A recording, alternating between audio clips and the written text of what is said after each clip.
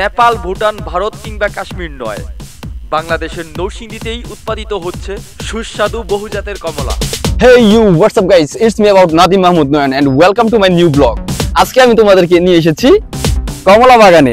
ঘুরে ঘুরে দেখাবো কমলা চাষের পদ্ধতি, এমনকি কমলা চাষ করে কিভাবে সফল হয়েছে নরসিংদীর ফরিদ মিয়া। তো কথা না বাড়িয়ে ভিডিও শুরু করা যাক।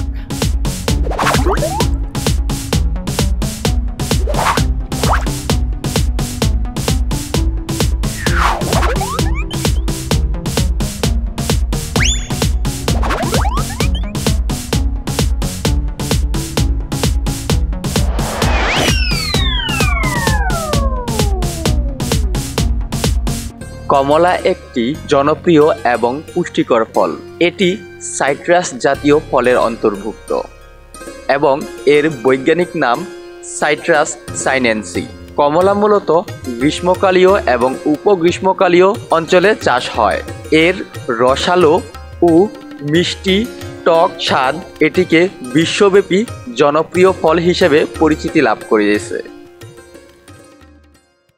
কমলা চাষ করে কিন্তু আপনারা বেকারত্ব দূরীকরণের মাধ্যমে বৈদেশিক মুদ্রাও অর্জন করতে পারেন, যার মাধ্যমে দেশের বেকারত্ব দূর হবে, এমনকি বহু বৈদেশিক রেমিটেন্স বাংলাদেশে ঢুকবে, এমনকি বহু মানুষের পুষ্টি এবং কর্মসংস্থানের সৃষ্টি হবে। তাই কমলা চাষ হতে পারে আপনার জন্য একটি অন্যতম চয়েস। মূলত কমলা প্রচুর পরিমাণে ভিটামিন সি সরবরাহ করে, যা দেহের রোগ প্রতিরোধ ক্ষমতা বৃদ্ধি করে এবং ত্বকের উজ্জ্বলতা ধরে রাখতে সাহায্য করে। আমি খুবই আনন্দিত যে নিজের হাতে গাছ থেকে কমলা পেড়ে খেতে পারতেছি। আমি কখনো কল্পনা করি নাই যে নরসিংদীতে এত সুন্দর একটা কমলা বাগান হবে, যা বাংলাদেশে শুনেছি অনেক বিভিন্ন এলাকায়, সিলেট ওইদিকে কমলা চাষ হয়, কিন্তু নরসিংদীতে এত সুন্দর একটা কমলা বাগান হবে।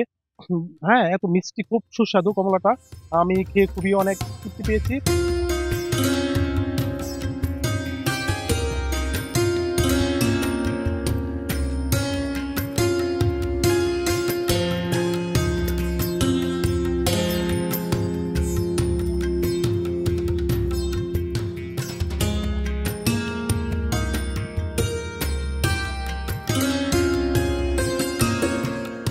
ফরিদ ভাইয়ের তৈরি এই বাগানটা দেখলে আসলে মনটা ভরে যায়। খুব সুন্দর, চারিদিকে কমলা গাছের মধ্যে কমলা ঝুলে আছে।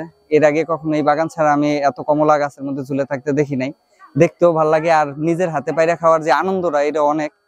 তো ফরিদ ভাইয়ের অনেক অনেক ধন্যবাদ এমন একজন তরুণ উদ্যোক্তাকে, যে এমন একটা উদ্যোগ নিয়েছেন, এবং ওনার উদ্যোগের কারণে আমরাও এত সুন্দর একটা পরিবেশ বা গাছ থেকে কমলা পায়রা খাওয়ার মতো অভিজ্ঞতা সঞ্চয় করতে পারতেছি।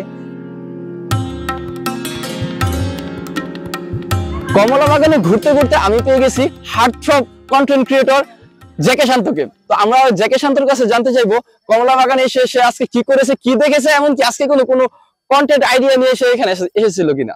প্রথমত এখানে এসে আপনারা দেখছি, আচ্ছা। দ্বিতীয়ত এখানে একটা কন্টেন্ট করছি অবশ্যই। আর এই কমলা বাগানটা অসাধারণ, অনেক সুন্দর, আর প্রকৃতি, বিশেষ করে আমি প্রকৃতি প্রেমিক, এটা সবাই জানে।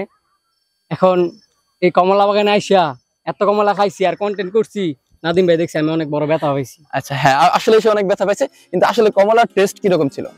সেই স্বাদ।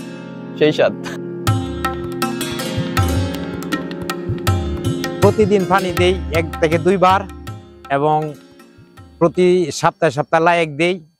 হ্যাঁ, 15 দিন পর ঔষধ দেই। এরপরে আমরা গাছের গোড়া টোড়া পরিষ্কার করে রাখি। হ্যাঁ, এই কিছু ইত্যাদি মিলাই করি আর কি। আমরা এনে কমলা আছে, দার্জিলিং কমলা আছে, চাইনা কমলা আছে, বাড়িটু কমলা আছে, আর মালটা আছে, ভিয়েতনামের মালটা আছে, এবং 12 মাহি মালটা আছে, 2 জাতের মালটা আছে। এখন তোমাদেরকে দেখাবো কমলার গাছ থেকে কমলা পাড়ার ফিলিংস কি। তো আমি এখন 2টি কমলা এখানে দেখতে পাচ্ছি। তো 2টি কমলা আমি এখন এখান থেকে ছিঁড়ে দেখবো আসলে এই কমলার আকারটা কিরকম।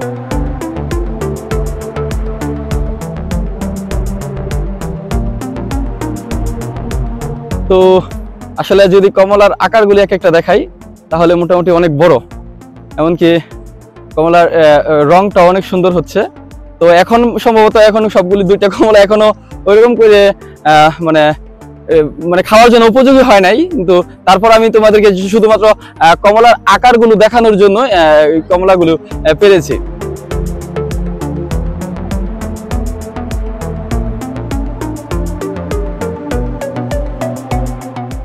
আজকের এই ভিডিওটি তোমাদের কাছে কেমন লেগেছে, এমনকি কমলার গাছগুলো দেখে তোমার কাছে কেমন লেগেছে তা অবশ্যই কমেন্ট করে জানাবে।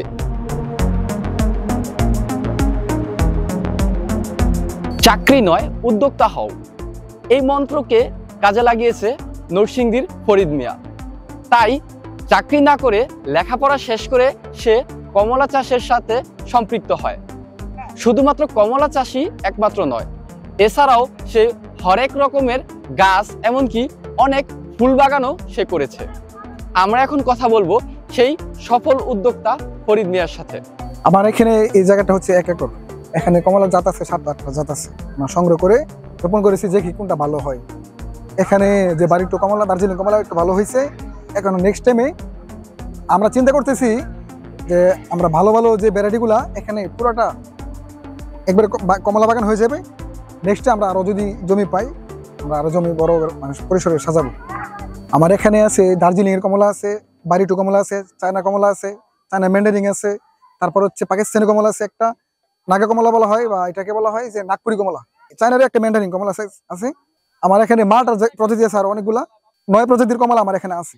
আমরা এই গাছগুলা সারা বাংলাদেশ থেকে যেখানে যে জাতগুলা বাইরে থেকে আসে ওইখান থেকে সংগ্রহ করি, কিংবা ইন্ডিয়া থেকে কিছু কিছু লোক আছে আমাদের, তারা বাইরে থেকে এগুলো ইম্পোর্ট করে বাংলাদেশে এবং পাকিস্তান থেকে আনে। এই চারাগুলো আমরা মোটামুটি হিসাব করলে কয়েকটা দেশ থেকে আমাদের এখানে কালেকশন করা আছে। এবছরে মোটামুটি এক একটা গাছে 30 থেকে 40 কেজি ফলন আসছে। কমলা তো এখন যে পরিমাণে চাহিদা, আমরা বিক্রি করার মতো জায়গার অভাব নাই। লোকাল মার্কেটেও আমরা অনেক বিক্রি করতে পারি। পাইকারি রেটে যদি বিক্রি করতে চাই, আমাদের অনেক বড় মার্কেট আছে। আমরা মনে করি যে কমলার ভালো একটা চাহিদা আছে বাংলাদেশে। আমাদের এখানে আপনার যেহেতু নার্সারি লোকেশনটা আপনার দিয়ে দিবেন যদি মনে করেন, তাহলে লোকেশন দিয়ে আসবে। অন্যথায় অনেক দূর দূরান্ত থেকে যারা নিতে চায় তারা কুরিয়ারের মাধ্যমে কিংবা এই বিভিন্ন ট্রান্সপোর্ট সার্ভিসের মাধ্যমে নিতে পারে। আজকে আর নয়, দেখা হবে নতুন কোনো বিষয় নিয়ে, নতুন কোনো জায়গায়, নতুন কোনো ভাবে। সেই পর্যন্ত আমি নাদিম মাহমুদ নয়ন আপনাদের কাছ থেকে বিদায় নিচ্ছি। এরকম ভিডিওগুলো নিয়মিত পেতে আমাদের বেঙ্গল টিভির ইউটিউব চ্যানেলটি সাবস্ক্রাইব করুন, ফেসবুক পেজটি ফলো করুন, আর হ্যাঁ, সকল কিছুর আপডেট সবার আগে জানতে বেঙ্গল টিভির ওয়েবসাইট ভিজিট করুন।